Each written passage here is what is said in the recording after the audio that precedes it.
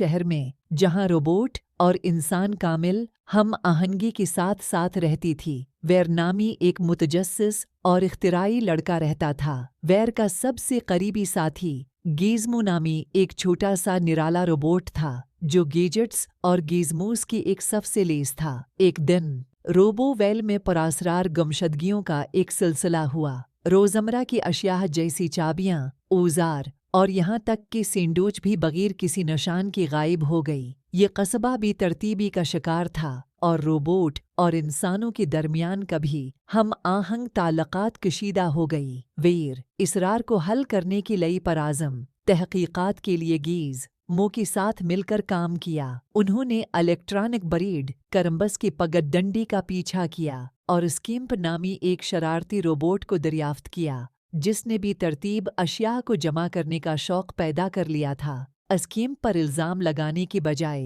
वीर ने एक ऐसा हल तजवीज़ किया जिससे सबको फ़ायदा पहुंची। उन्होंने एक ग्रेट कलेक्टर्स एग्ज़िबिशन मुनाक़िद करने का मशवरा दिया जहां रोबोट अपने मुनफरिद मजमुओं की नुमाइश कर सकें। कस्बी को ये ख्याल पसंद आया और ये तकरीब तनुव्वुअ और तख्लीकी सलाहियतों का सालाना जश्न बन गया। वीर और गीज़मो ने उस कैंप को नुमाइश के लिए एक खुसूसी सेक्शन तैयार करने में मदद की जिसमें उसकी मखसूस अशिया की मजमूई की नुमाइश की गई। इवेंट ने न सिर्फ कम्युनिटी को इकट्ठा किया बल्कि हर एक को हर रोबोट की दिलचस्पियों की इनफरादियत की तारीफ करने में मदद की।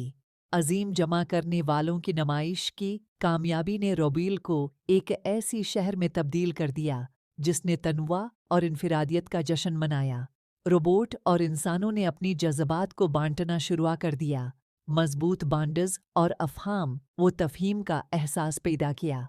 वीर और गीज़मो इतिहाद की सफ़ीर बन गई, ये जाहिर करते हुए कि इख्तिलाफात को अपनाना एक ज़्यादा मुतहर्रिक और हम आहंग कम्युनिटी का बायस बन सकता है। रोबो वेला का कस्बा तरक्की की मनाजिल तय करता है, न सिर्फ एक ऐसी जगह की तौर पर जहां रोबोट और इंसान साथ साथ रहती थी बल्कि एक कम्युनिटी की तौर पर जिसने इनफरादियत की भरपूरी का जश्न मनाया। और उस तरह रोबो वेला की रंगीन गलियों में वैर और गीज़मो की मुहिम जवी जारी रही जो सबको याद दिलाती रही कि बाज़ औक़ात एक मामा का हल एक दूसरे की इनफरादियत को समझने और उसकी तारीफ करने में मुज़मर है।